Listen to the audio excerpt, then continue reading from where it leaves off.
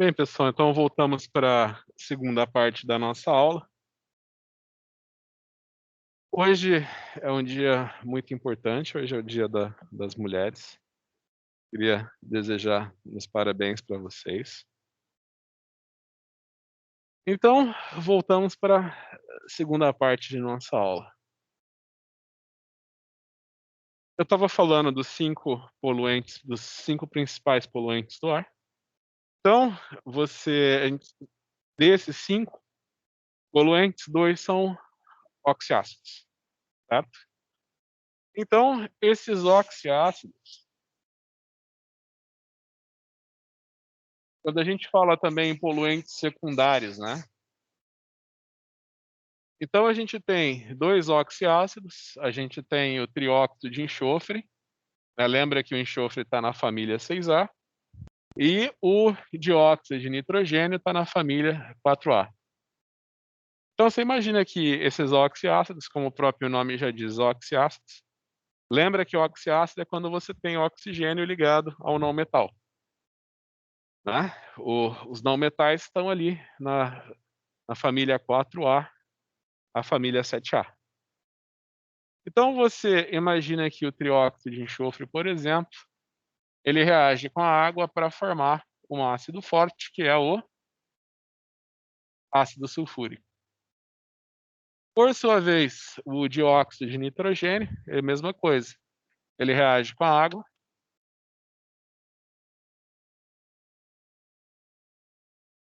O dióxido de nitrogênio, ele reage com a água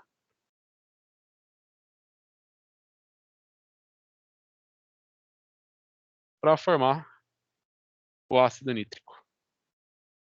Tá? Aqui ele já libera um H+. Não sei se vocês lembram quanto à força dos ácidos, né? Então a gente tem a definição que é um ácido fraco, ele se dissocia parcialmente em água.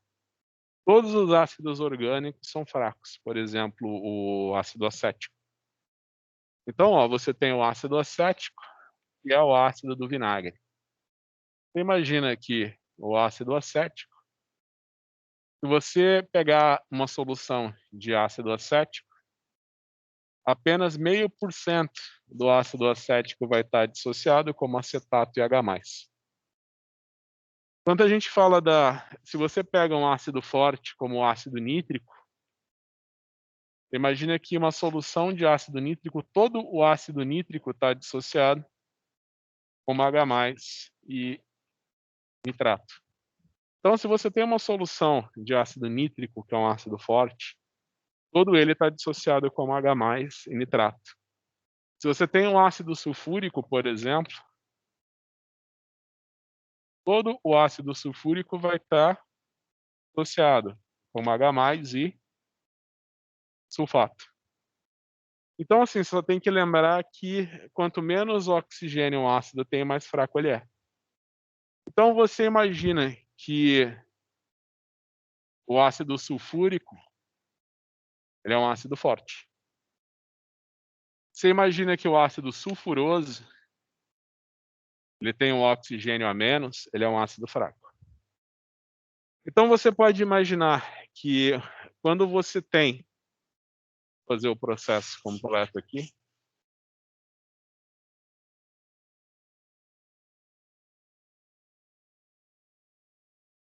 Então, você pode imaginar que você tem a queima do enxofre. Esse enxofre ele pode estar em qualquer combustível fóssil, como a gasolina de um carro, ou como no carvão, por exemplo, o carvão mineral. Carvão mineral pode ter até mais de 10% de enxofre. Então você tem a reação do enxofre com o oxigênio para dar dióxido de enxofre. Esse dióxido de enxofre, ele pode reagir imediatamente com a água na atmosfera. Aí ele vai formar o ácido sulfuroso. O ácido sulfuroso ele é um ácido fraco. Ou esse dióxido de enxofre pode reagir com mais oxigênio da atmosfera e virar o trióxido de enxofre. Esse trióxido de enxofre, ele vai reagir com a água para formar o ácido sulfúrico, que é um ácido forte. Esse é um ácido forte e esse é um ácido fraco. Repara que esse tem 4 oxigênios e esse tem 3 oxigênios. A gente ainda vai ver, acredito que nessa aula, a chuva ácida. Então, já adiantando para vocês, a queima de combustíveis fósseis ricas em enxofre são os principais responsáveis pela chuva ácida. Tem casos nos Estados Unidos, sabe, que são regiões que são próximas a termoelétricas. Então, quantidades absurdas de óxido de enxofre sendo lançados à atmosfera. Você imagina que nessas regiões, né, a chuva ficou tão ácida a ponto do motorista estar num carro, a chuva cair no carro dele e ele vê a chuva corroendo o carro. Então ele está com o carro assim debaixo da chuva e a chuva e aquela fumaça levantando do carro dele. Você pode imaginar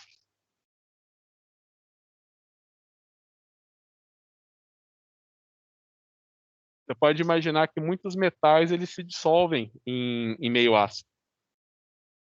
Por exemplo, você tem zinco metálico. O zinco metálico, ele pode reagir com ácido para virar um cátion e liberar o gás hidrogênio. Então, se no laboratório eu jogar uma pecinha de zinco no ácido clorídrico, o zinco metálico vai desaparecer e você vai observar a liberação de um gás, que é o hidrogênio. Né? Então, nesse caso que eu vi o vídeo, o motorista dirigir, o carro dele, provavelmente, o que é usado na indústria automobilística, parece que também é um carro mais velho, é o ferro. Né? Então, acontece a mesma coisa com o ferro. Pegar uma pecinha, se a gente for lá para o laboratório de ensino, jogar uma pecinha de ferro numa solução de ácido clorídrico concentrado, a pecinha de ferro vai desaparecer. Por que essa pecinha de ferro vai desaparecer? Que o H+ reage com ferro. Isso daqui vira um cátion solúvel em água, ó, ferro 2+. E você vai ver o aparecimento e a dispersão de gás, que é o hidrogênio que está sendo liberado. Lá no laboratório de ensino, vocês vão colocar ácido em cima do carbonato. A gente vai jogar ácido no carbonato. O que acontece quando você joga ácido no carbonato? Por exemplo, as rochas calcárias, mármore, você tem pia de mármore na tua casa? Você imagina que as rochas calcárias, como mármore, por exemplo, eles são o quê? Carbonato de cálcio.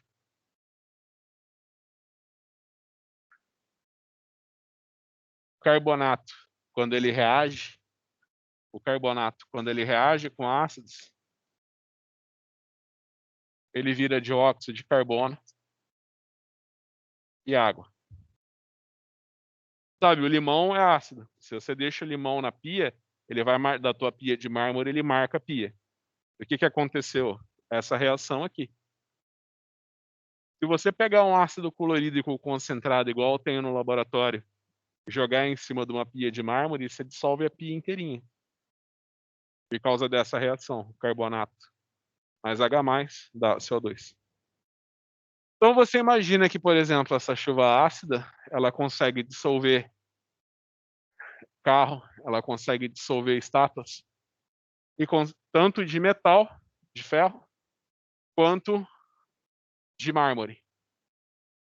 Né? Então, continuando, reações químicas na atmosfera.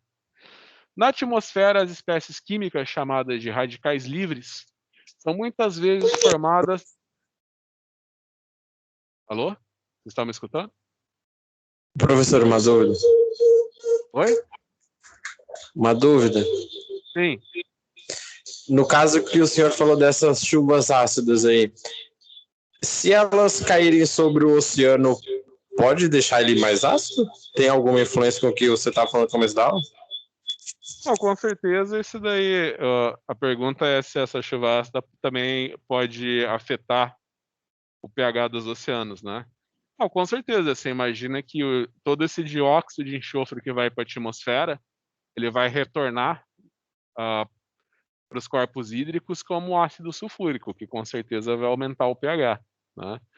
Mas você imagina que hoje, né, um dos principais processos é o aumento da quantidade de dióxido de carbono na atmosfera, né? Com certeza, né? Você imagina que, com toda certeza, você imagina que o enxofre na atmosfera ele vai acidificar todos os corpos hídricos que tem na região.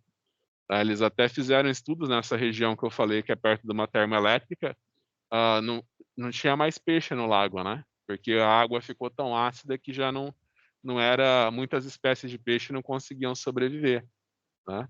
Você imagina que a proporção do oceano é muito maior, né?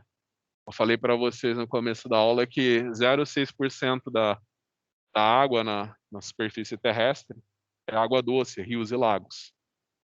97% é os oceanos, né? Então você imagina que não é o suficiente para alterar de uma maneira expressiva o pH dos oceanos, né?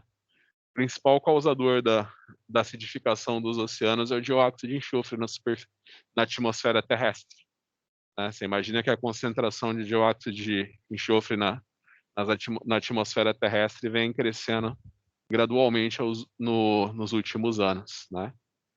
Então, você imagina que o principal causador da acidificação dos oceanos é o dióxido de enxofre nas águas dos mares, né? Nas águas superficiais, a chuva ácida pode ter um efeito muito acentuado. Ok? Ok. Qualquer dúvida é só me chamar. Quem está presencial é só perguntar, e quem está assistindo no online é só habilitar o microfone e me perguntar. Só lembrando que durante a aula eu não consigo ver o chat, né? Eu só vejo o meu PowerPoint aqui na sala de aula. Só depois que eu termino a aula que eu consigo ver o chat. Aí estava falando, os radicais são fragmentos sem cargas de moléculas, que ao contrário de espécies químicas comuns, possuem um elétron desemparelhado. Como resultado, os radicais são altamente reativos e possuem um tempo de vida muito curto. Eles são responsáveis por muitas reações complexas, às vezes mal compreendidas, que ocorrem na atmosfera limpa ou poluída. Nesse caso, eu já falei para vocês, a principal espécie radicalar que a gente tem na atmosfera é o radical hidroxila. Você imagina uma hidroxila, a hidroxila que o hidróxido de sódio libera é essa daqui.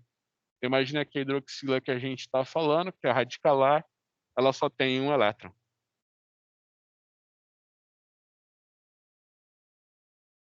Então aqui a gente está falando das fontes de monóxido de carbono.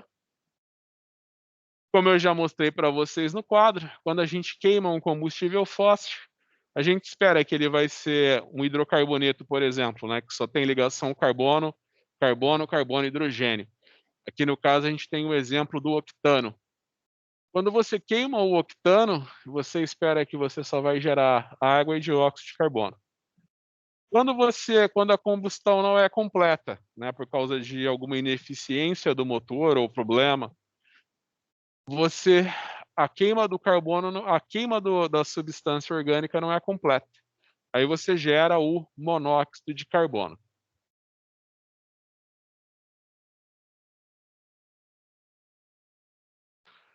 A gente estava falando qual que é o problema do monóxido de carbono. Você imagina que se você está num túnel e esse túnel ele é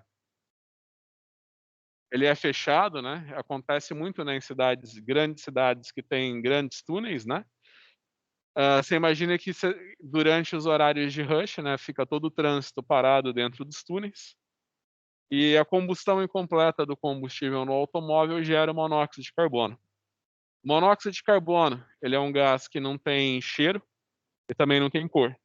Então, você está num ambiente que está cheio de monóxido de carbono, você não percebe que não tem cheiro nem cor. Quando você percebe, você já está ficando tonto, né? Antes de você pensar que está ficando tonto, você desmaia. O que que mata, por que que o monóxido de carbono mata? Porque ele se liga com a hemoglobina do sangue. Você sabe que o oxigênio da atmosfera ele é transportado no teu corpo pela hemoglobina do sangue, né? O oxigênio forma um complexo com a hemoglobina e tem todo aquele processo que vocês sabem muito melhor do que eu. Você imagina que se você está num ambiente que é rico em monóxido de carbono, ele vai complexar a hemoglobina e não vai deixar o oxigênio se ligar à hemoglobina, né? Se você está atendendo alguém que ficou preso num túnel, né, e está tendo sinais de asfixia por causa do monóxido de carbono, o tratamento é você administrar oxigênio puro. Por quê? Porque aí você reverte essa reação. Mais uma vez, lembrando da química geral das reações químicas?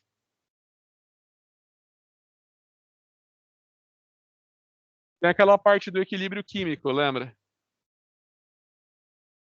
A mais B dá C. Aí você escreve a equação do equilíbrio químico, produtos sobre reagentes.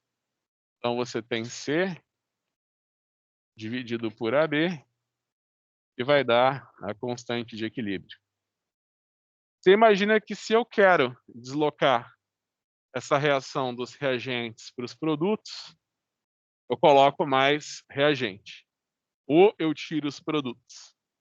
Então você imagina que você tem essa reação que eu estou mostrando no PowerPoint, a oxihemoglobina e o monóxido de carbono, para dar carboxihemoglobina e o oxigênio. Se eu quero reverter essa equação, eu coloco mais produtos, né, que é o oxigênio, e eu desloco essa reação da direita para a esquerda, né, e eu reverto os sintomas da intoxicação por monóxido de carbono.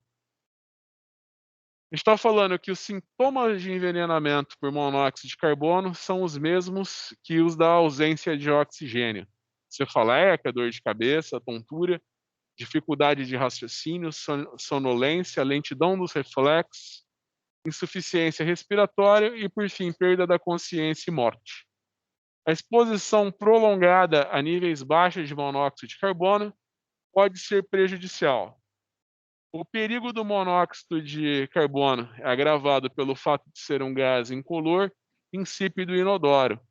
Logo, as pessoas sucumbem a seus efeitos antes de ficarem cientes da presença desse gás.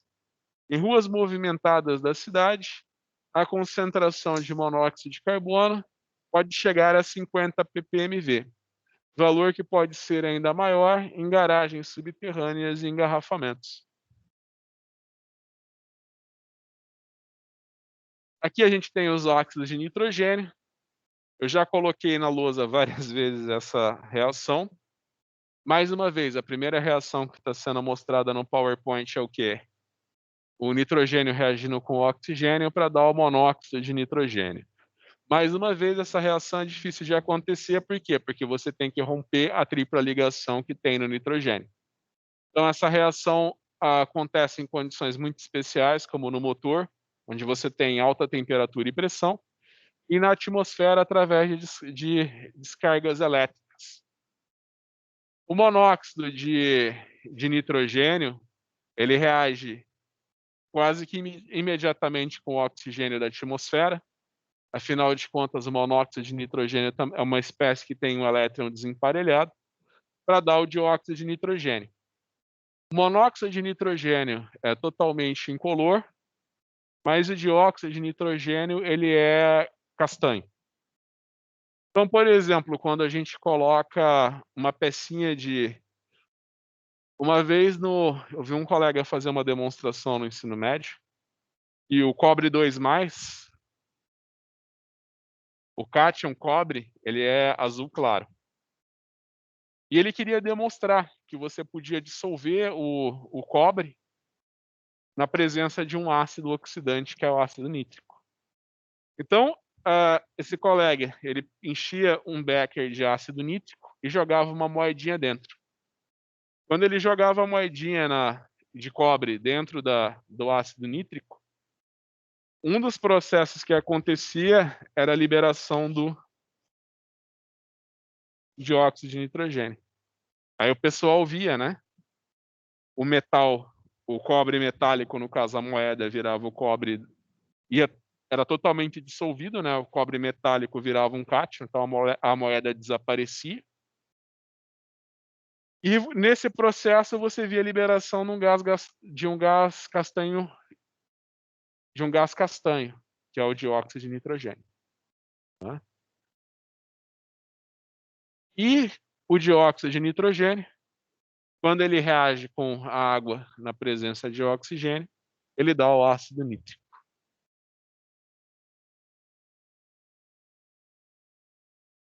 Efeitos dos óxidos de nitrogênio na saúde humana e no meio ambiente. O óxido de nitrogênio é um gás tóxico, vermelho castanho, possui um odor muito desagradável e irritante. Ele pode causar irritação nos olhos, inflamação do tecido pulmonar e efizema. Mesmo em áreas bastante poluídas, no entanto, sua concentração na atmosfera raramente é elevada o suficiente para produzir esses sintomas.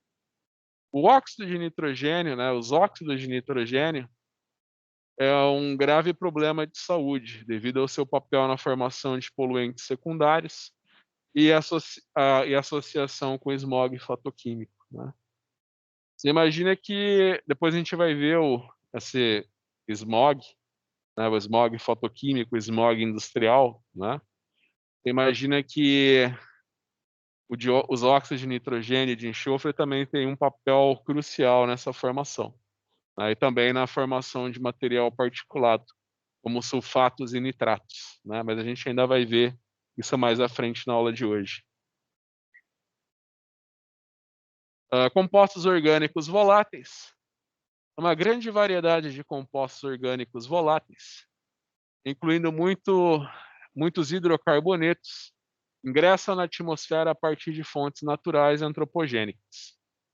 A maioria não é poluente, mas cria problemas quando reage com outras substâncias na atmosfera para formar os poluentes atmosféricos secundários, associados ao smog fotoquímico. A indústria do petróleo é a principal fonte antropogênica de hidrocarbonetos na atmosfera. A gasolina, um dos derivados do petróleo, é uma mistura complexa de muitos hidrocarbonetos voláteis. Nas áreas urbanas, os vapores de gasolina podem escapar para a atmosfera de várias maneiras. Né? Quando a gasolina é bombeada em um posto, né, no abastecimento do carro, e na queima incompleta da gasolina. Né?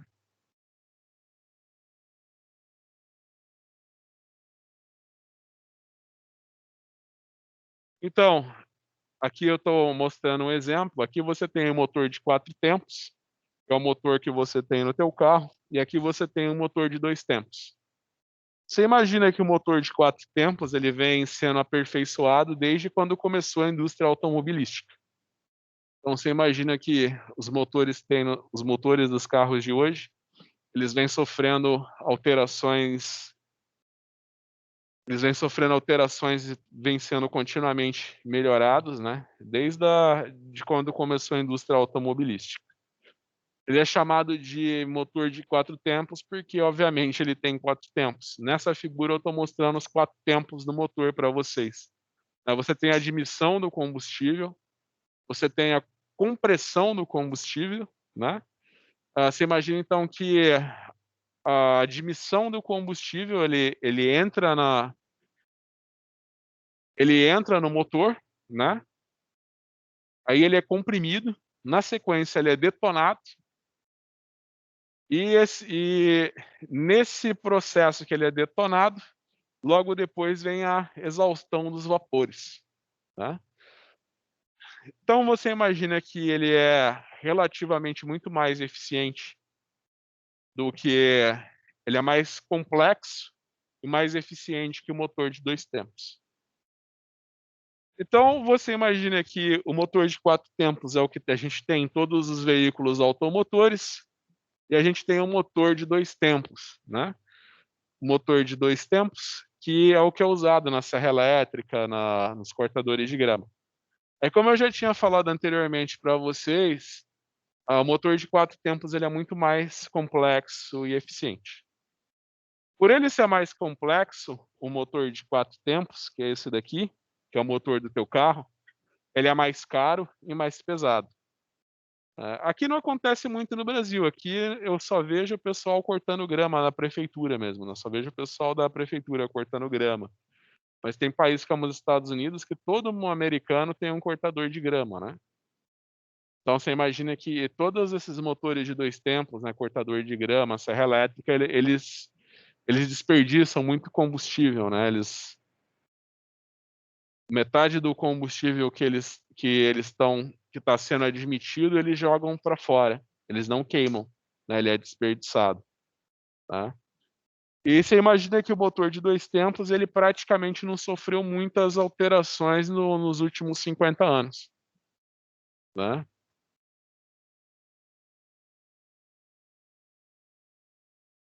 É claro, né, também você imagina que se você for comparar o número de motores que tem em cortador de grama, em serra elétrica, com o tanto de carro que tem, né, é até irrisória a proporção. No passado, os motores de lanchas, de botes, eles eram motores de 2 tempos, né. Mas hoje em dia, eles já estão sendo substituídos pelos de 4 tempos, né, que são mais econômicos. Aqui na figura 4.3, ela mostra que a proporção estequiométrica ideal de ar e combustível no motor é de 14 para 5. Ajustes para uma proporção mais rica em combustível. Torna o carro mais fácil de ligar e diminuem as emissões de monóxido de dióxidos de nitrogênio e de compostos voláteis. Infelizmente, isso também diminui a eficiência do combustível. E assim o carro vai andar menos quilômetros por litro. A emissão de monóxido de carbono também aumenta com a proporção rica em combustível, porque menos ar está disponível. Ajustes para uma proporção mais rica em ar deixarão o carro mais difícil de ligar, embora isso aumente a eficiência do combustível. Então você imagina que basicamente uma figura vale mais do que 1000 palavras. Aqui a gente tem a proporção de ar que é injetada no motor, a proporção de ar e combustível que é injetada no motor. E aqui a gente tem a emissão relativa dos poluentes, né. Então você imagina que quando você tem o processo de detonação dentro de um motor, você está jogando no motor uma mistura de ar e combustível para fazer a ignição, né, para fazer o motor funcionar. Então você imagina que quanto mais ar você coloca junto com o combustível, você vai oferecer mais oxigênio para o combustível. Então você imagina que você diminui o consumo de combustível. "Ah, professor, então eu vou fazer um carro super econômico, né. Vou projetar um carro aí que nesse gráfico teu aí vai de 12 a 17, eu vou pôr um carro que mistura 25 partes de ar para uma de combustível, aí vai ser super eficiente esse carro. Ele vai ser tão eficiente aí que ele vai funcionar com vou rodar 10.000 quilômetros com litro de gasolina". Então, infelizmente, quanto mais ar você mistura com a gasolina, mais fraco fica o carro, né. Então você imagina que se você colocar proporções muito altas de ar para combustível, você imagina que teu carro não vai ter força para subir, não vai ter força às vezes para andar numa reta, né. Em Blumenau piorou, né, porque aqui quase não tem reta, é só morro, né, então você imagina que você pode até descer o morro, mas você não sobe. E você imagina então que se você coloca mais combustível para proporção menores de ar, o carro vai ter mais força, mas também ele vai ser mais gastão, né, ele vai fazer menos quilômetros por litro. Então você imagina que tem que ser algo intermediário. Se eu injetar altas proporções de combustível para ar, eu vou ter um carro mais forte, mas eu vou ter um carro que consome muito combustível. Se eu colocar muito mais ar do que combustível, eu vou ter um consumo melhor, mas também meu carro não vai ter força. Então, o ideal é nessa faixa aqui, ó, que você coloca 14,5 partes de ar para uma parte de combustível. E nessa parte, você imagina então,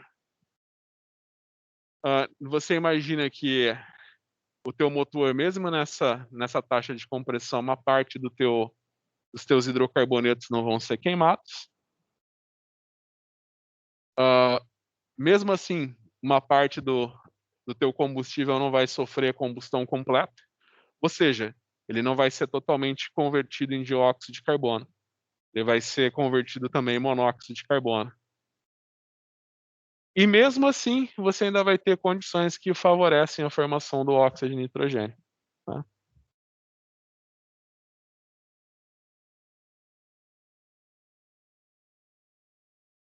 Ele está mostrando também que quanto mais oxigênio você oferece para o motor, mais óxido de nitrogênio você vai gerar, menos óxido de carbono você vai gerar, né, porque você vai ter mais combustível, e menos combustível vai sair sem ser queimado do motor.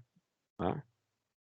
Então você imagina que quanto mais à direita você está do gráfico, você vai gerar mais óxido de nitrogênio, menos monóxido de hidrogênio e vai desperdiçar menos combustível. Infelizmente, né, infelizmente quando você sai daqui para cá, aí teu carro já não tem mais força, né, ele já não tem mais potência.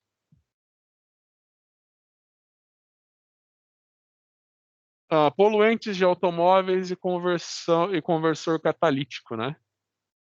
Os veículos automotores são uma fonte importante dos 5 principais poluentes atmosféricos, né? Monóxido de carbono, óxido de nitrogênio, compostos orgânicos voláteis. As emissões de poluentes têm sido reduzidas significativamente desde 1975, quando todos os carros novos dos Estados Unidos foram obrigados, por lei, a ser equipados com conversor catalítico.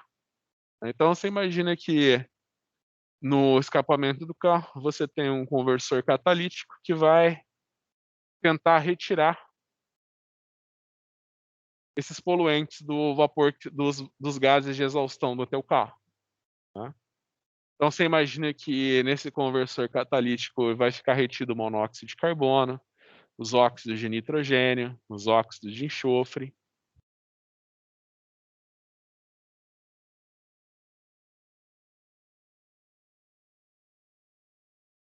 Então, aqui, por exemplo, nessa tabela, a gente tem os padrões de emissão dos motores. Tá? Então, você imagina que lá em 1970, o motor podia. Deixa eu só ver a unidade. Todos os valores estão expressos em gramas por milha percorrida. Para a gente vai até só um pouquinho estranho, porque a gente está acostumado com quilômetros, né? Mas nos Estados Unidos eles usam milha como unidade, né? Então aqui estão todas as taxas de emissão, né? Em gramas por milha. Então você imagina que se eu rodei 1 milha, eu gerei tantos gramas de cada uma desses contaminantes ambientais, né? Desses contaminantes do ar, os principais poluentes do ar. Então, em 1970, eu podia gerar 10,6 de compostos orgânicos voláteis, 84 gramas por milha de monóxido de carbono, 4,1 gramas por milha de óxido de nitrogênio. Né? Desculpa, HC eu falei compostos orgânicos voláteis, mas seriam só hidrocarbonetos. Né? Lá no final, que é HC voláteis, são os compostos orgânicos voláteis. Né? Você imagina que então, lembra que eu falei que o motor de 4 tempos ele vem sendo aperfeiçoado desde o começo da indústria automobilística? Então você imagina como mudou completamente a taxa de emissão nos modelos mais novos, né? Então você tem ali em cima 1970 para 2000. Né? Então hidrocarbonetos foi de 10,6 para 0,41. Monóxido de carbono de 84 para 3,4. Óxido de nitrogênio de 4,1 para 0,4. Né? É o que eu falei mais uma vez, né, vocês são bem novos, né, vocês não vão ter o prazer de ter um carro do ano de 70, 80 como o primeiro carro, né. Imagina que quando estava fazendo meus 18 anos, um carro da década de 70 era bem barato, então geralmente o primeiro carro era um carro da década de 70, 80, né, que era que a gente chama de barca, né. Então você imagina que esses carros bem antigos, né, tem 2 problemas, o motor já está com alguns problemas, ou seja, a combustão do combustível já não vai ser tão eficiente. E na época que eles foram feitos, o motor de 4 tempos ainda não tinha sofrido todas as alterações que ele sofreu até hoje, né. Então você imagina que esses motores, eles consumiam muito combustível, eles consumiam muito combustível por litro por quilômetro rodado e geravam muitos poluentes. Depois vocês podem até colocar no Google, né, e coloca "consumo combustíveis em metro". E aí você vai ver que tem o Inmetro, todos os carros que são comercializados no Brasil, eles fazem um estudo da emissão do carro e também do consumo de combustível. Então, o carro é classificado tanto pelo consumo de combustível quanto pela emissão, né, como A, B, C e D. Então você imagina que, por exemplo, esses carros antigos, aqui naquela época o combustível era muito barato, mas eles chegavam a fazer 3, 4 por litro, né. Você imagina que você enchia um tanque ali, você dava uma voltinha, você já tinha que encher de novo o tanque. Mas você imagina que na década de 70, 80 era muito barato o combustível, então não era tão problemático, né, você gastar 2, 3 tanques por semana. Hoje, com o preço da gasolina, se tu gastar 2, 3 tanques por semana, né, para andar muito pouco, né, imagina que com um tanque você não rodava nem 100 quilômetros, né. Você imagina que você gastar um tanque por 100 quilômetros, se você rodar, né. Então, basicamente, a tabela 4.2, ela mostra como que o motor de 4 tempos evoluiu, né, tanto pelo preço do combustível quanto pela emissão, né. Então são carros que fazem mais quilômetros por litro e que emitem menos poluentes. Efeitos do dióxido de enxofre na saúde humana e no meio ambiente. O dióxido de enxofre é um gás incolor, tóxico, com odor fortemente irritante. Você pode imaginar que o dióxido de enxofre, ele tem um odor fortemente irritante. Você imagina que o nosso pulmão é úmido, né. Você imagina que tem água no nosso pulmão. Imagina que se você respirar o dióxido de enxofre, assim que ele entrar no teu pulmão, ele vai virar ácido sulfuroso, né, então realmente vai ser muito irritante. Você imagina que todas as suas vias respiratórias são úmidas, né, tem água, né. Então você imagina que assim que você respirar o dióxido de enxofre, ele em contato com as suas vias respiratórias, o teu pulmão, ele está virando ácido ali dentro. Então você imagina o tão irritante e desagradável que deve ser você respirar ácido, né. A exposição a esse gás causa irritação dos olhos e nas vias respiratórias e agrava os sintomas de doenças respiratórias, né, obviamente, você está respirando ácido, está gerando ácido nos seus pulmões. Crianças e idosos são especialmente suscetíveis aos seus efeitos. O dióxido de enxofre também é prejudicial às plantas.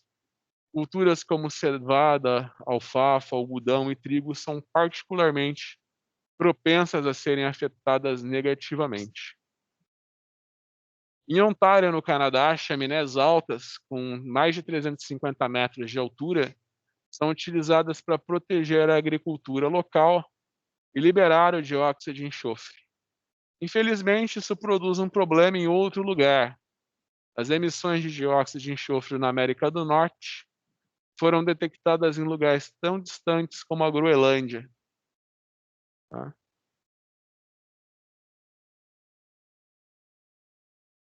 Pessoal, então você imagina que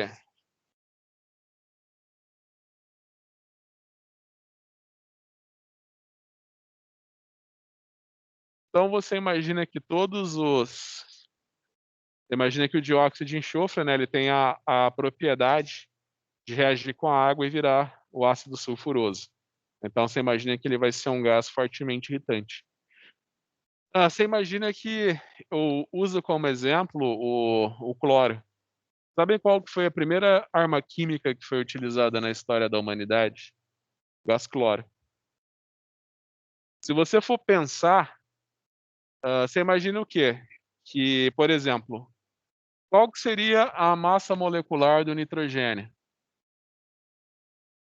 Lembra lá da química geral? Qual que é a massa atômica do nitrogênio? 14, né? Então, o nitrogênio que está na atmosfera terrestre, ele vai ter que massa molecular? 28. O oxigênio. Lembra que o oxigênio tem massa atômica 16?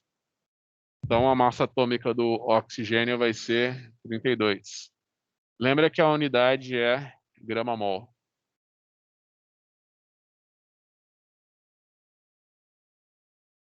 Se você for olhar para o cloro, a massa atômica do cloro é 35,45.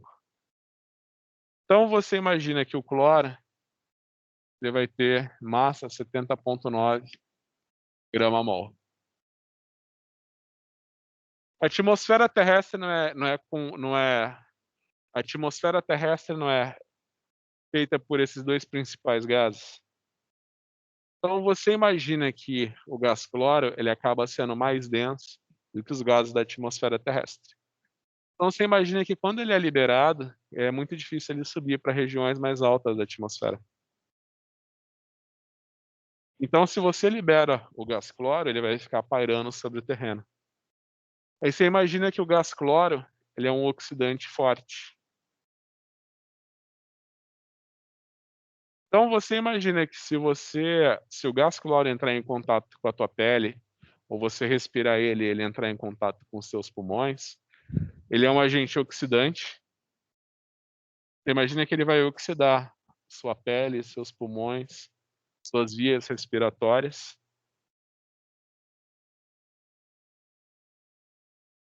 para virar cloreto. E o gás cloro que não oxidar as tuas vias respiratórias, teu pulmão, ele vai reagir com a água dos teus pulmões para virar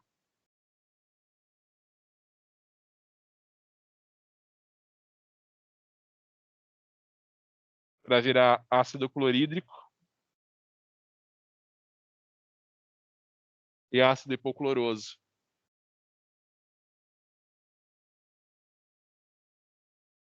Tá?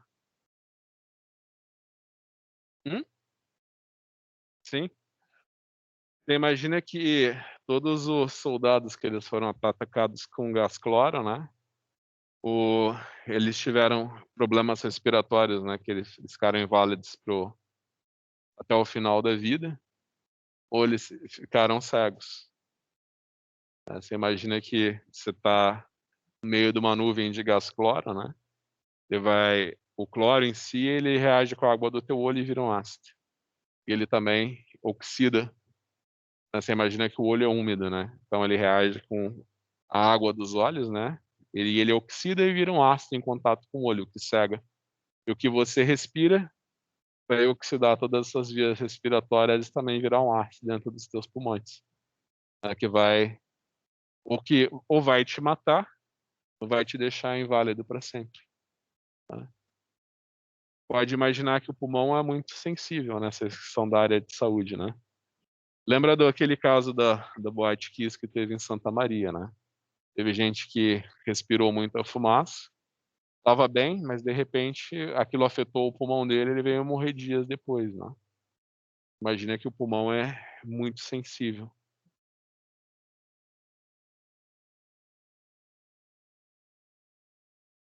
Métodos para controlar a emissão de dióxido de enxofre.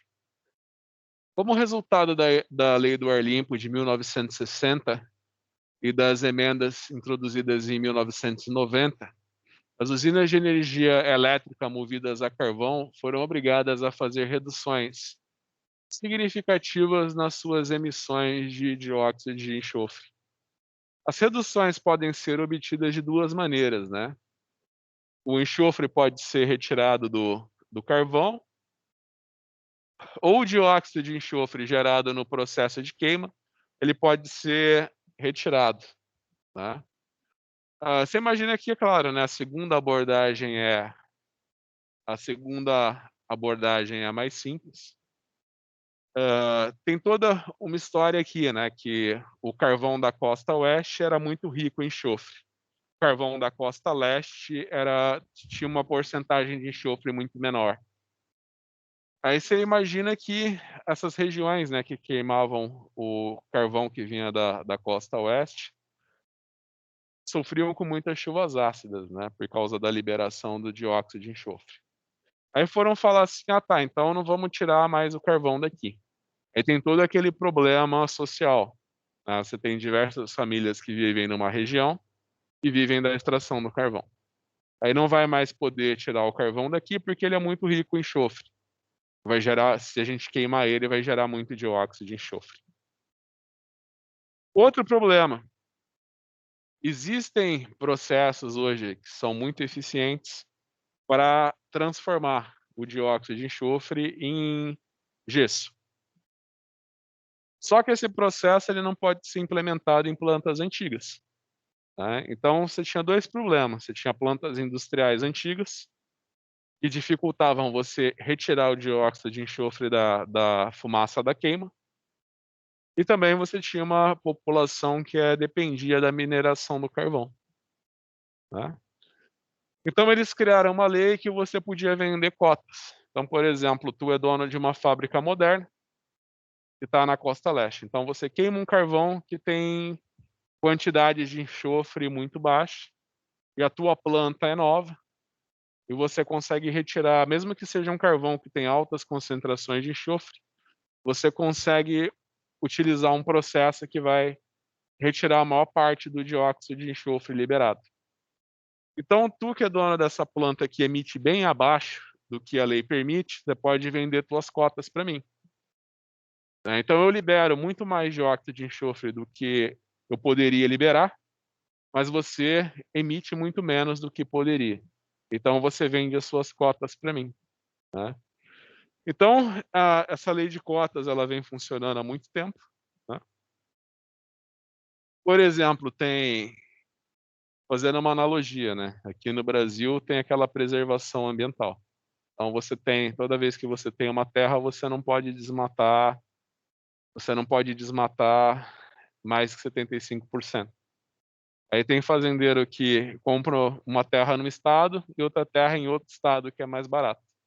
Aí ele desmata 100% da mata que ele tem numa fazenda e a outra ele não desmata nada, né? O que quer dizer? Ele fica com uma região intocada e a outra totalmente devastada, né? Que aumenta o impacto ambiental. Então você imagina que essa venda de cotas tem esse problema, né? Você vai ter uma região que vai estar mais limpa e uma região que vai estar muito mais suja, muito mais acima do que deveria estar. Basicamente,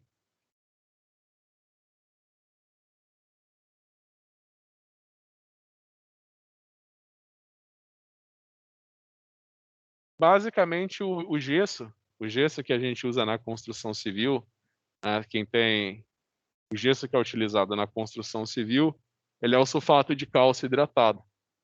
Então você imagina que o gesso que é utilizado na construção civil é o sulfato de cálcio. Então você imagina que quando você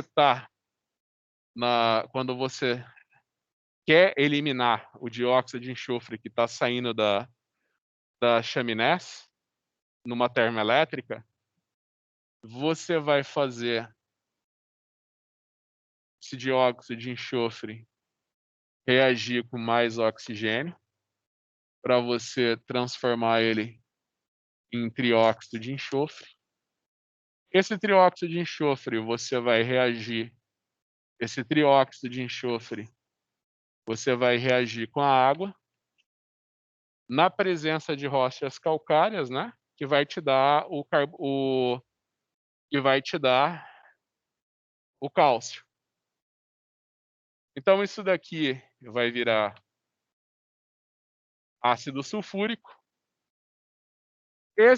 Então você imagina que o ácido sulfúrico Ele é um ácido forte, ele vai se dissociar completamente para dar H+ e sulfato.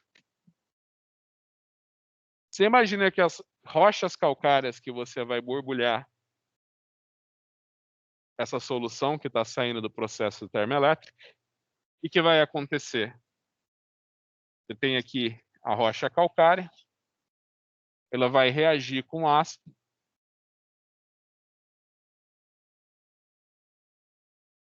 para dar cálcio,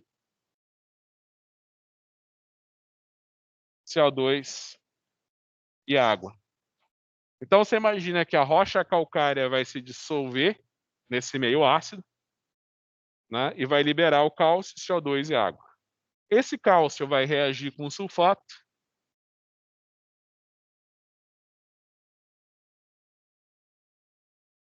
Esse cálcio vai reagir com sulfato e vai formar o sulfato de cálcio.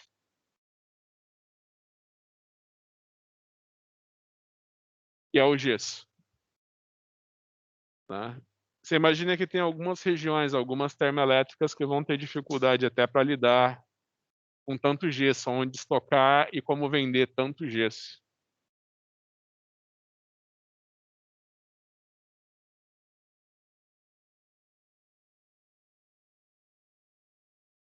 Bem, então continuando a nossa explicação, né? Vamos falar agora da legislação.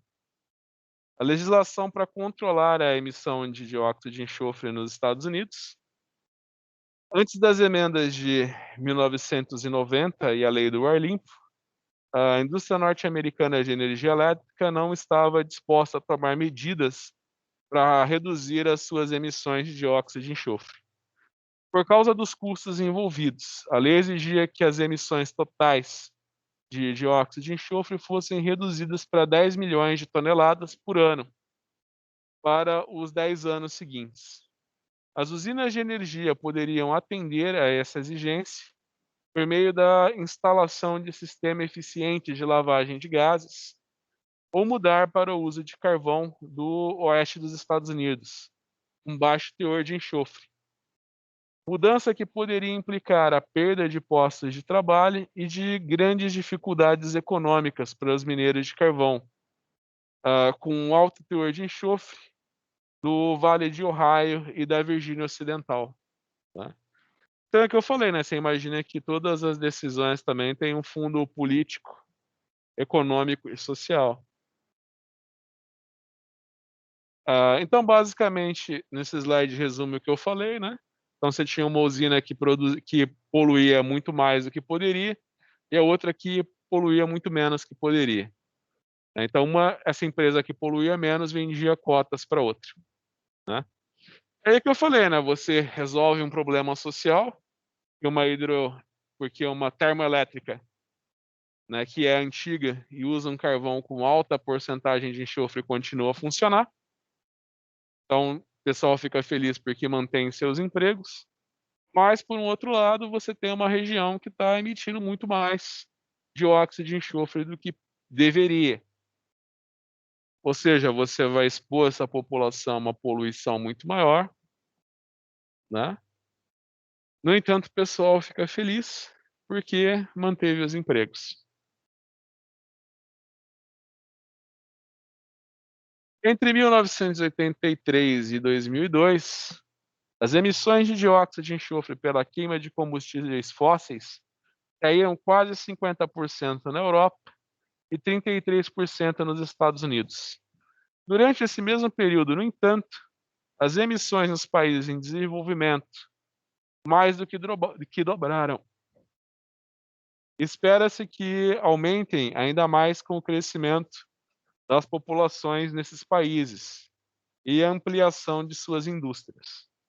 A China, por exemplo, lançou 25 milhões de toneladas de dióxido de enxofre em 2005 e é atualmente o maior emissor de dióxido de enxofre na atmosfera. Né?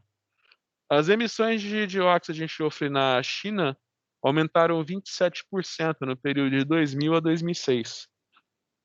Então você imagina que à medida também que uma nação vai se industrializando, ela vai precisar cada vez mais de energia. Não é Covid não, que eu respirei pó de giz.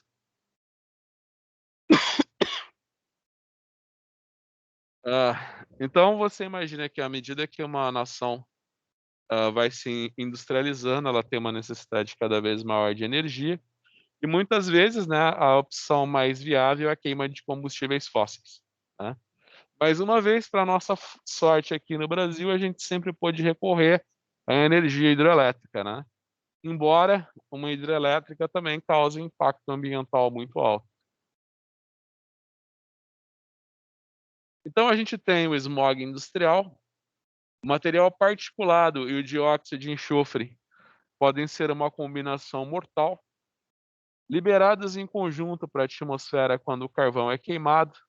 Eles podem formar o que a gente chama como smog industrial, né, ou a névoa de Londres, uma mistura de cinzas volantes, fuligem, dióxido de enxofre e compostos orgânicos voláteis. No século XIX e XX, o smog industrial foi comum nos centros industriais da Europa e dos Estados Unidos. Ele era formado durante o inverno, normalmente em cidades de clima frio e úmido. A visibilidade era muitas vezes reduzida em alguns poucos metros. E as pessoas nas cidades industriais viviam sobre uma nuvem de fumaça preta. Então aqui a gente tem o exemplo do smog industrial. O pessoal que está... O PowerPoint está ruim aqui na sala, né? O pessoal que está vendo presencialmente, né? A figura não está muito nítida, né? Aqui é um exemplo do smog industrial, essa figura, né? O smog industrial é gerado pela queima de carvão e composto principalmente por cinzas volantes, fuligem e dióxido de enxofre, né? Então você lembra que eu falei para vocês do carvão? E o carvão ele é basicamente carbono, né, que vai ser queimado. Só que junto com o carbono você tem silicatos e alguns metais, como ferro e alumínio, por exemplo. Você imagina que quando o carvão é queimado, além da fuligem, né, que são micropartículas de carbono, você também gera essas cinzas indestrutíveis, né, ou cinzas volantes, que são essas micropartículas de silicatos e de metais. Então você imagina que a combinação dessas micropartículas, né, com o dióxido de enxofre que sai do carbono, né, e nesse processo também que o dióxido de enxofre sai das chaminés, né, ele reage com vapor de água na atmosfera, ele forma sulfatos, né? Então você imagina que esse material particulado mais o dióxido de enxofre, ele gera o que a gente chama de smog industrial, né? Você imagina que é uma névoa densa, né, que ela também não se dissipa. Aí a gente tem o smog fotoquímico. Você imagina que o smog fotoquímico ele acontece principalmente por causa das emissões dos veículos automotores. Você imagina que se no smog industrial o principal vilão é o dióxido de enxofre e o material particulado, no smog fotoquímico o principal vilão são os óxidos de nitrogênio e os compostos orgânicos voláteis, né? Se o smog industrial ele acontece principalmente em cidades frias e úmidas, por que você acha que o smog industrial acontece em cidades frias e úmidas? Você imagina que o ar tem que ser frio, o smog, o anterior, né? Você tem o smog industrial. E por que você acha que o smog industrial acontece em cidades frias e úmidas? Imagina que o ar frio tem uma densidade maior, tá? Você tem uma densidade maior que vai evitar, se a densidade do ar é maior, né, você vai evitar que material particulado no ar se decante mais facilmente. Úmida por quê? Porque você tem que ter um clima úmido para o dióxido de enxofre reagir com o vapor de água da atmosfera e formar sulfatos, por exemplo, tá? Então, é uma interação de de sulfatos, dióxido de enxofre e material particulado. Agora, quando você tem o smog fotoquímico, ó, a origem do smog fotoquímico é bastante diferente do smog industrial. Normalmente, o smog fotoquímico se desenvolve como uma neblina amarela ou marrom em dias quentes e ensolarados, né, em cidades como Los Angeles, nos Estados Unidos, onde o tráfego de automóveis fica congestionado. As reações que levam à formação desse tipo de smog são iniciadas pela luz solar e envolvem hidrocarbonetos voláteis e óxidos de nitrogênio, emitidos pelos gases dos escapamentos dos automóveis. O dióxido de nitrogênio é responsável pela coloração marrom dessa neblina. Eles falam que é smog fotoquímico por quê? Que você acha que os óxidos de nitrogênio vão receber a radiação de alta energia do Sol e vão gerar substâncias radicalares. Essas substâncias radicalares vão reagir com esses compostos orgânicos voláteis, né? E juntamente com o dióxido de carbono com dióxido de nitrogênio, vão dar origem a uma névoa amarela. Você imagina que dias quentes e ensolarados, por quê? Porque para que esse smog fotoquímico aconteça, né, quem inicia ele é o quê? É o dióxido de nitrogênio, que reage com a radiação, que recebe a radiação de alta energia do Sol para formar espécies radicalares. E essas espécies radicalares reagem com os compostos orgânicos voláteis. Então, aqui nessa figura, a gente tem um exemplo de um smog fotoquímico. Ozônio. Então, você imagina que a gente tem a camada de ozônio que protege a gente das radiações de alta energia do Sol. Mas se o ozônio for gerado na nossa atmosfera, ele já é um veneno, né? Imagina que o ozônio é um agente oxidante forte. E ele também não é muito estável na atmosfera terrestre, né? Um poluente na troposfera, o ozônio na estratosfera nos protege, né? Então você imagina que na troposfera ele é um poluente. Então você imagina que então aqui, um poluente na troposfera, o ozônio na estratosfera nos protege dos danos potenciais da radiação ultravioleta do Sol. Porém, na troposfera é um poluente perigoso, poderoso agente oxidante. O ozônio é um gás incolor, com odor acre e muito reativo, que irrita os olhos e as vias nasais. Isso daí é uma característica, né, de ser irritante, é uma característica de toda substância, de todo gás que é um oxidante forte. Eu dei para vocês o exemplo do gás cloro como arma química na guerra, né? Então imagina que dióxido de enxofre, cloro, ozônio são todas substâncias oxidantes, né? Se dissolvem, são todas substâncias oxidantes. Então, obviamente, vão ser irritantes, né?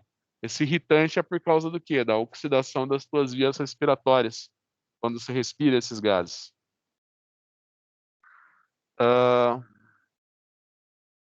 Poderoso agente oxidante, o ozônio é um gás incolor, com odor acre e muito reativo, que irrita os olhos e as vias nasais. Pessoas com asma ou doenças cardíacas são particularmente susceptíveis aos seus efeitos nocivos. A exposição a níveis de ozônio tão baixos como 0,3 ppmv ao longo de 1 a 2 horas pode causar dificuldades respiratórias e fadigas, tá?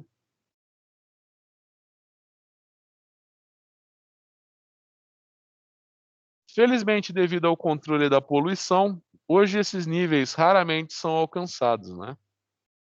Então você imagina que o ozônio ele é monitorado na superfície que o ozônio ele é monitorado na atmosfera, né? Mas as concentrações do ozônio nunca são muito altas, tá? Imagina que o ozônio vai se gerar na atmosfera basicamente pela reação do de óxido de nitrogênio com a radiação ultravioleta do Sol. Você imagina que é o oxigênio molecular que é liberado, né, o oxigênio radicalar, que é liberado pelos óxidos de nitrogênio, que inicia esse processo de geração do ozônio. Então, a gente tem a inversão térmica no smog, né?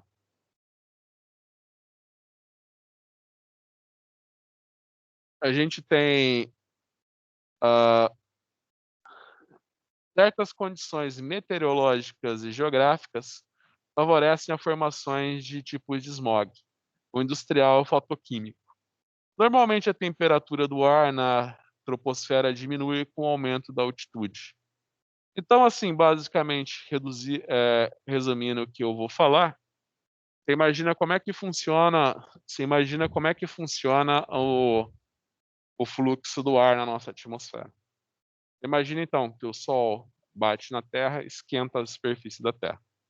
Então, você imagina que o ar que entra em contato com a superfície da Terra, ele vai esquentar, né? O Sol não está batendo na Terra, não tá virando radiação virando radiação infravermelha, calor, falando que o calor é radiação infravermelha.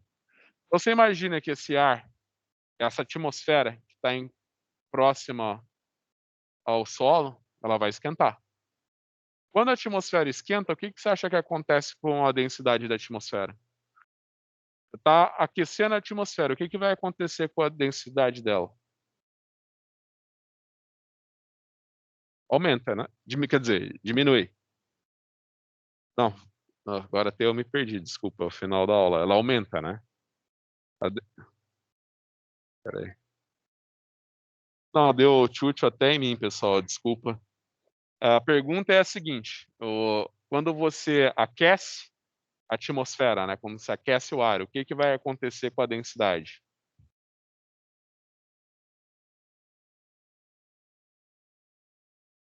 Hã?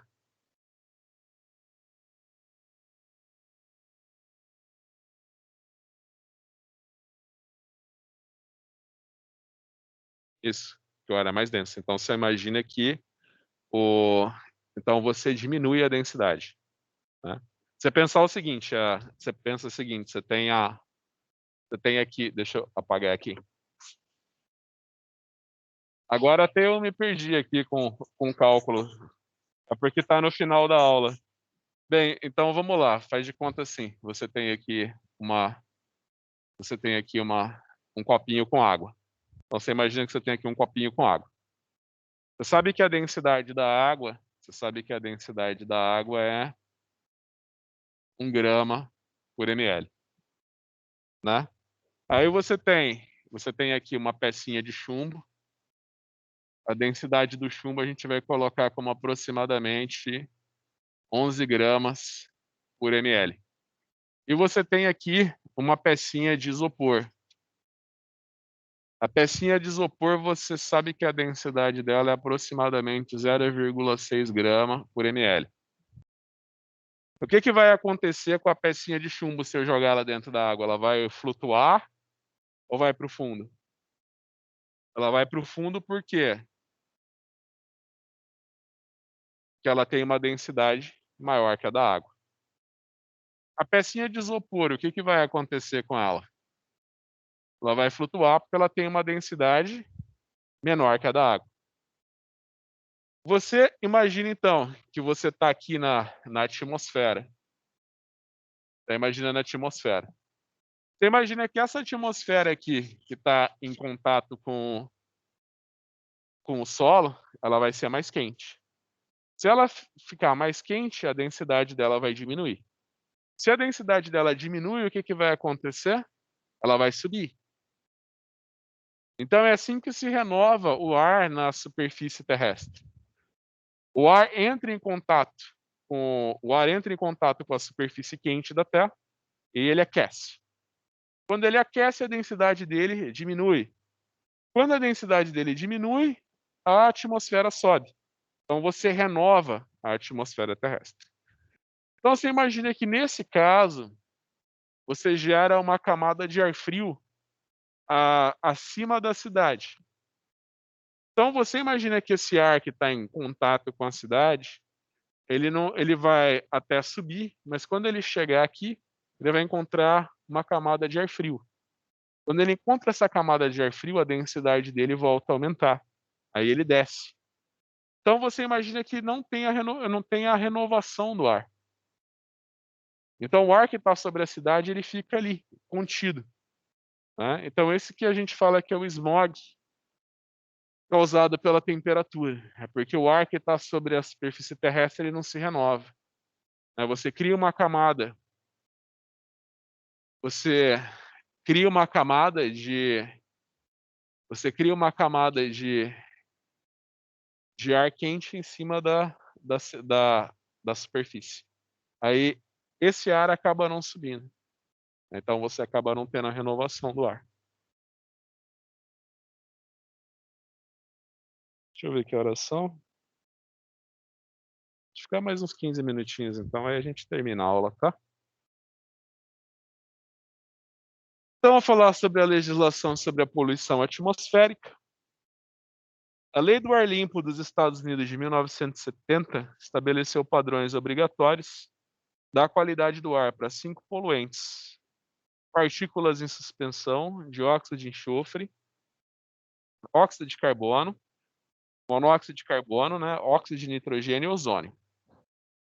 Alguns anos mais tarde, o chumbo foi adicionado à lista. Sabe por que o chumbo foi colocado como como um poluente atmosférico?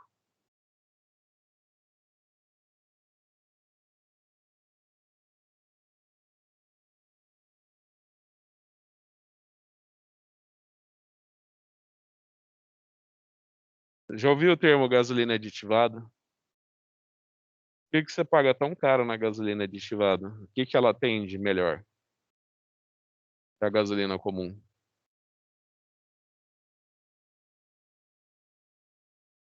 Hã? Pode chutar. Sim, o Ela é falaram que mais ela. limpa? Oi? Ela é mais limpa? Não. Como o próprio nome já fala, tem um aditivo. O que esse aditivo faz? Você imagina que o princípio no motor de 4 tempos, né? O princípio do motor é que você vai colocar o combustível, você vai injetar o combustível mais ar. Aí ele vai explodir ali dentro ele vai explodir dentro do pistão, o que vai fazer o carro funcionar, né? Então você imagina que eu vou definir depois para vocês, quando a gente for ver a aula de combustíveis fósseis e renováveis, né? A octanagem da gasolina. Você imagina que essa octanagem da gasolina, ela vê ela quer dizer o quê? Quanto ao poder de explosão da gasolina, né? Você imagina que você não quer ter batida de pino quando o combustível explode dentro dos pistões, né? Então você imagina que você coloca esse aditivo para aumentar a octanagem da gasolina, né? Para diminuir a detonação da gasolina. E um desses aditivos que é colocado é o etanol, né? Um desses aditivos que você pode colocar na gasolina é o etanol. E um que é muito eficaz é o tetrabutil chumbo. Então você imagina que é um composto orgânico que tem chumbo. É o que a gente chama de organometálico na química. Então esse aditivo orgânico metálico, que era o tetraetil chumbo, ela foi retirado da gasolina. Quer dizer, ele era excelente. Você imagina que uma gasolina aditivada com tetraetil chumbo era excelente, né? O problema é que a queima dessa gasolina, né, o uso dessa gasolina liberava o tetraetil chumbo na atmosfera. Então o chumbo ele já foi monitorado, só que hoje ele já não é um poluente tão importante, porque ele foi proibido. Gasolina aditivada com tetraetil chumbo. Mas basicamente você imagina que o tetraetil chumbo aditivo que era colocado na gasolina para melhorar a qualidade do combustível, né? De fato, ele melhorava muito, era excelente. O problema é que o tetrietilchumbo é extremamente tóxico, tá? E ele foi proibido a partir da década de 80. O chumbo era adicionado à gasolina como um aditivo antidetonante. Consequentemente, grandes quantidades de chumbo foram liberadas para a atmosfera pelos escapamentos de motores, causando sérios problemas nas áreas urbanas. Apesar de grandes melhorias na qualidade do ar, incluindo uma queda drástica das emissões de chumbo, muitas áreas urbanas nos Estados Unidos não estavam cumprindo, no final dos anos 80, os padrões desejados. Assim, em 1990, limites mais rígidos foram estabelecidos pelas emendas da Lei do Ar Limpo. Basicamente, então,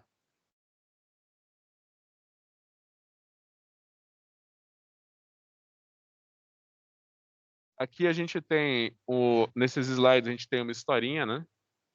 Que você pensa que no final do governo Bush, né, no começo de 2000, eles tentaram diminuir a emissão de dióxido de carbono que vinha de combustíveis fósseis. Pessoal, lembra que quando você queima gasolina, quando você queima diesel, carvão, etanol, o produto dessa reação vai ser o quê? Dióxido de carbono e água. Então, se eu estou queimando diesel, carvão, gasolina ou etanol, eu estou gerando dióxido de carbono do mesmo jeito. A diferença é a seguinte, que o combustível orgânico renovável, né, no caso o etanol, o etanol ele é isento de enxofre e quando ele queima ele não gera material particulado.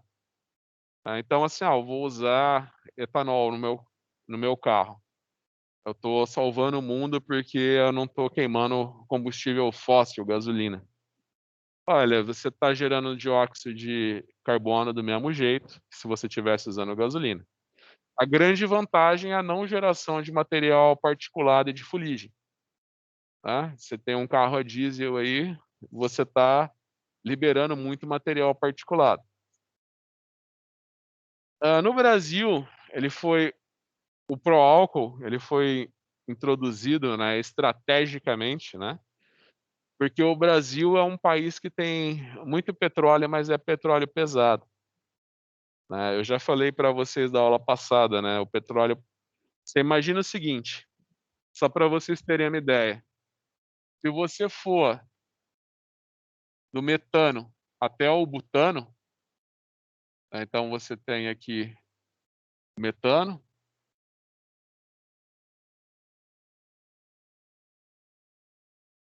e aqui você tem, se você for do metano ao butano, né? Então você tem metano, etano, propano e butano. Você imagina que de 1 a 4 átomos de carbono você tem um gás. Quando você chega no pentano ao octano, você tem um líquido. Né? Quando você vai de 5 a 8 átomos de carbono, você tem um líquido. Quando você chega no decano para cima, você começa a ter sólidos. Então você imagina que quanto maior o tamanho do hidrocarboneto, mais sólido ele vai ser e menor vai ser o ponto de ebulição dele. Tá? Então você imagina que no Brasil, por exemplo, a gente tem muito petróleo pesado. Então quando você tem esse petróleo pesado, você já viu aqueles filmes, né? O pessoal fura um buraquinho no chão e começa a jorrar petróleo, que é líquido. O petróleo brasileiro ele é sólido. Aí você fala, meu Deus, né? Esse negócio é sólido, né? Como é que vai pôr isso no carro? Né, você vai falar abastece, né? O frentista vai abrir um tanque e jogar umas pedras dentro do tanque, né? Não, o que acontece é que a indústria moderna ele quebra esses hidrocarbonetos longos, transforma em hidrocarbonetos menores que são líquidos, que é o que a gente faz a gasolina. Você imagina que lá atrás, quando introduziram o pó-álcool no Brasil, essa tecnologia ainda era muito rudimentar. Então o Brasil tinha que importar muito petróleo de fora. Então teve a ideia de utilizar um biocombustível aqui no Brasil. Aí sempre teve aquela ideia, é um combustível limpo, ele é renovável, né? Mais uma vez, tem a vantagem de não gerar material particulado nem dióxido de enxofre. Mas você está gerando dióxido de carbono do mesmo jeito. E tem todo um problema, né? Porque a cultura de cana-de-açúcar, ela esgota muito solo. Então você imagina, é que eu falei, se você tivesse essa disciplina com alguém da humanas, né? Ele ia fazer todo um discurso da parte social, né? Fala, pô, estão separando as melhores terras para gerar combustível, né? E por que não alimentos?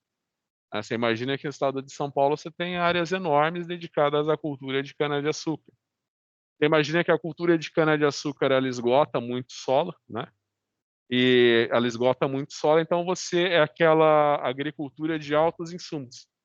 Tem que usar muitos pesticidas para não nenhuma praga atacar a lavoura. Tem que usar muito fertilizante para poder fazer o solo render de uma safra para outra, porque é uma cultura que agride excessivamente o solo. Você gasta um absurdo de água, porque também é uma cultura que precisa de muita água, certo? Então tem todos esses prós. E você imagina que nos Estados Unidos, né, a gente tem mais uma vantagem sobre os nossos colegas americanos. Você imagina que para você transforma o açúcar em etanol através de um processo fermentativo.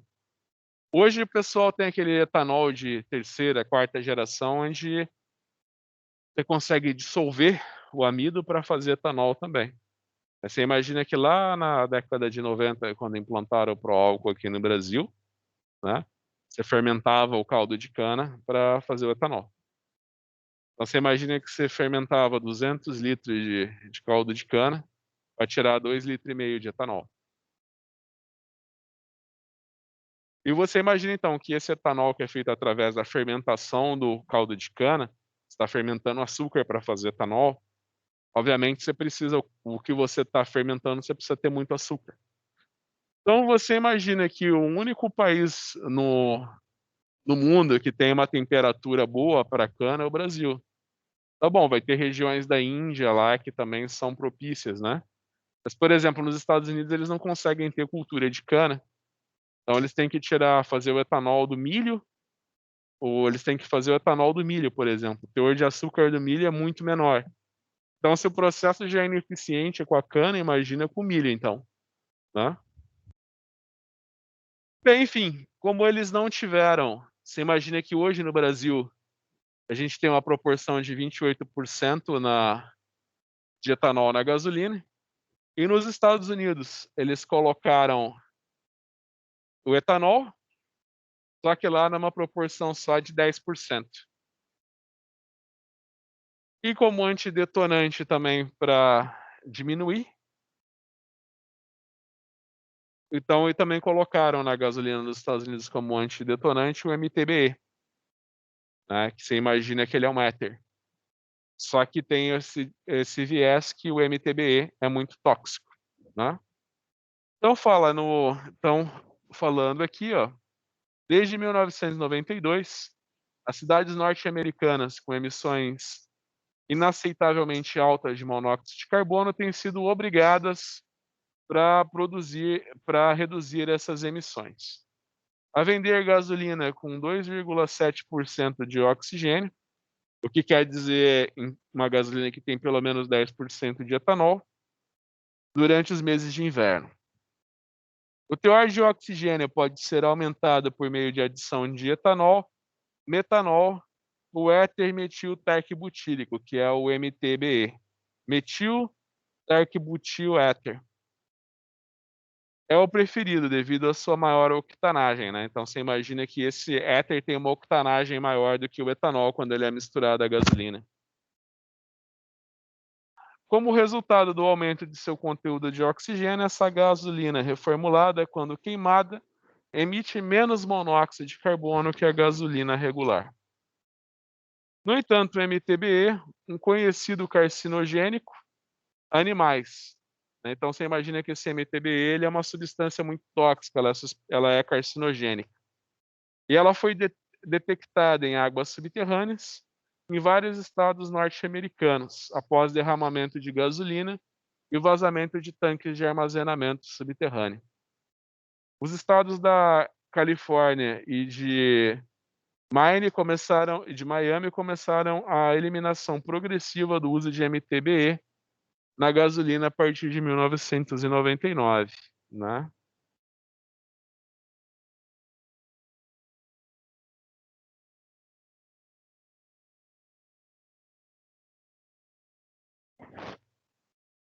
Bem, então aqui é só nessa tabela 4.5, a gente tem só, você imagina que as leis, elas se tornaram mais rígidas também com o passar do tempo. Então, quando a gente for ver, vocês não vão ver isso comigo, né? Mas se eu for ver a parte de segurança alimentar, né? Você vai ver que a concentração de certos pesticidas que era admitida há 30 anos atrás, né? Era coisa de 100 vezes maior do que é admitida hoje. Então, aqui a gente tem a lei do ar limpo nos Estados Unidos, né? E vocês têm os padrões de 1992 até 2009. Né? Também tem que ver que leis muito rígidas, às vezes, é difícil você controlar. Né? Se, tipo, eu vou pôr uma lei super rígida, é muito difícil aplicar essa lei também ou controlar. Né?